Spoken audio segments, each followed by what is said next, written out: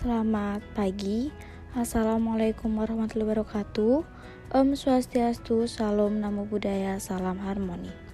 Perkenalkan, nama saya Restutias Prameswari dengan NIM 1913081108. Di sini saya akan mempresentasikan hasil proyek 4 saya, di mana saya membuat sabun padat dari minyak jelantah aroma kopi Banyuatis. Dengan judul percobaan, sabun dari minyak jelantah aroma kopi Banyuatis.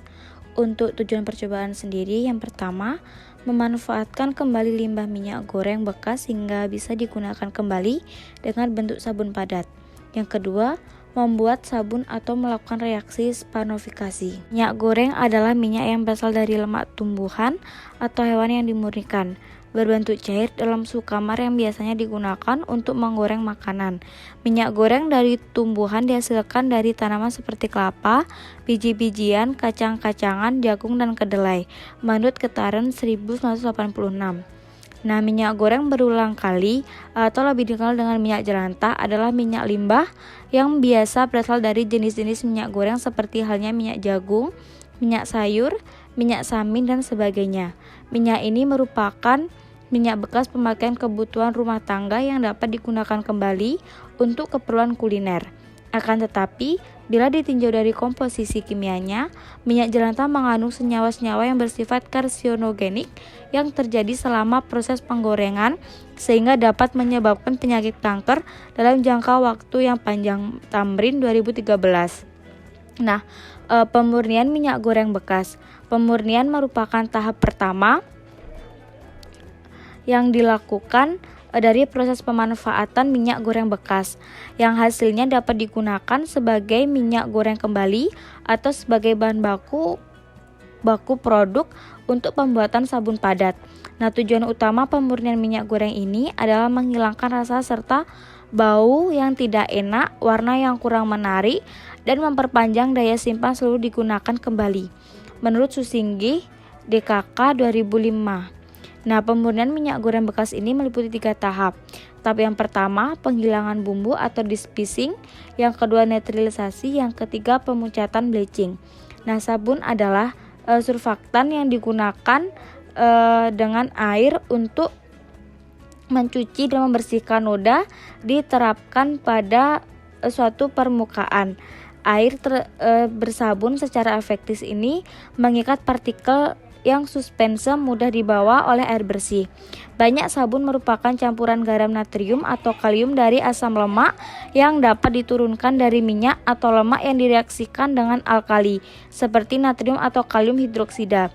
Nah, pada suhu 80 derajat Celcius sampai 100 derajat Celcius melalui suatu proses yang dikenal dengan spanofikasi. Nah, spanofikasi sendiri adalah reaksi pembentukan sabun yang biasanya dengan bahan awal lemak dan basah. Nama lain reaksi spanofikasi ini adalah reaksi penyabunan. Dalam pengertian teknis, reaksi spanofikasi ini melibatkan basa atau soda kaustik NaOH yang menghidrolisis trigliserinda. Trigliserinda dapat berupa ester asam lemak yang membentuk garam karboksilat. Alat dan bahan yang digunakan, seperti alat yang digunakan di sini saya menggunakan yang diperlukan. Yang pertama, wadah tempat mencampurkan bahan, kedua sendok, ketiga masker baru untuk saringan, dan keempat cetakan. Untuk bahan yang digunakan, saya menggunakan 200 ml minyak jelantah, yang kedua arang, yang ketiga kopi seduh Banyuatis sebanyak 80 ml dan NaOH atau soda api sebanyak 3 sendok. Selanjutnya itu prosedur kerja. Ini merupakan prosedur kerja yang saya lakukan selama praktikum. Bukan minyak jelantah ke wadah yang lain. Selanjutnya yaitu tambahkan arang yang kecil-kecil ke dalam minyak jelantah, lalu diamkan. 1 hari kemudian. Setelah didiamkan 1 hari, maka minyak jelantah yang tercampur arang tersebut disaring menggunakan masker bersih.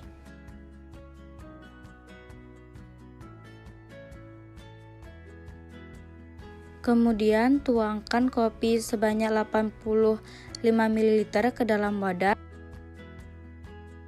Selanjutnya, tambahkan soda api ke dalam kopi yang sudah dituangkan ke dalam wadah sebanyak 3 sendok. Lalu aduk hingga semuanya tercampur. Di sini kopi yang dicampurkan soda api akan berasa panas. Aduk terus dan diamkan hingga dingin. Nah, setelah dingin, tambahkan minyak jelantah yang telah kita kasih arang dan telah kita saring ke dalam soda api yang dicampurkan dengan kopi tersebut.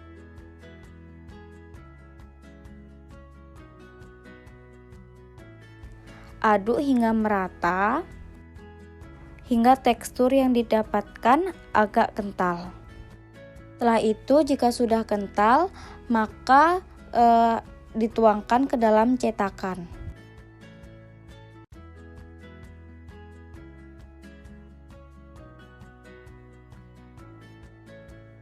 Jika semua sudah masuk ke dalam cetakan, maka tunggu 1 hari 24 jam hingga mengeras.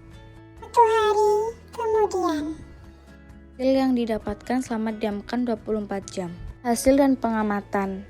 Untuk hasil pengamatan yang saya dapatkan, yang pertama, saat pencampuran 3 sendok NaOH dan 85 ml air kopi yang terbentuk akan membentuk larutan yang berwarna kecoklatan.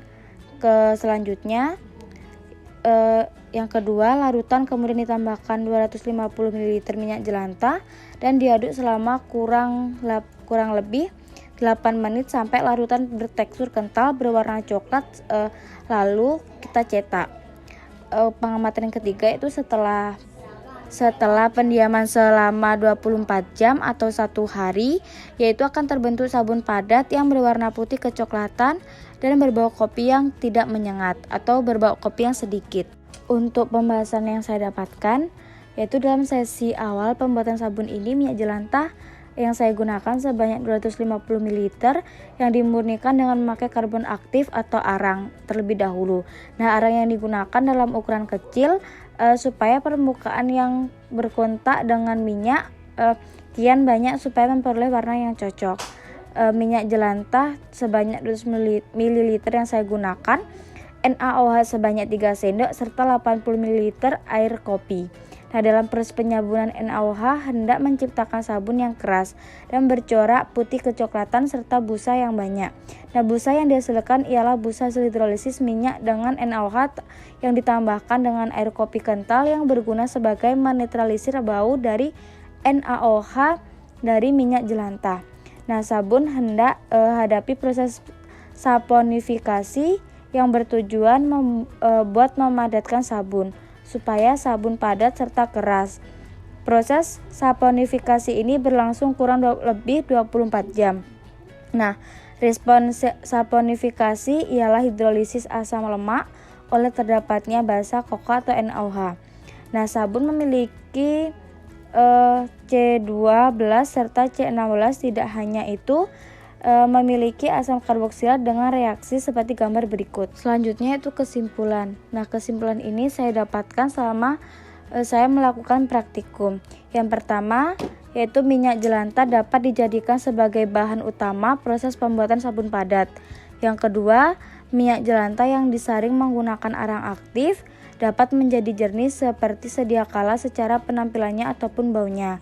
Yang ketiga, reaksi penyabunan atau saponifikasi dengan menggunakan alkali adalah reaksi trigliserida dengan alkali atau NaOH atau KOH yang menghasilkan sabun dan gliserin. Nah, ini merupakan daftar pustaka yang saya gunakan untuk pacuan membuat laporan yang telah saya lakukan untuk proyek 4. Sekian yang bisa saya sampaikan untuk hasil laporan saya. Bila ada salah kata ataupun pembahasan yang kurang tepat, saya mohon maaf. Om Santi Santi Om. Wassalamualaikum warahmatullahi wabarakatuh dan selamat pagi.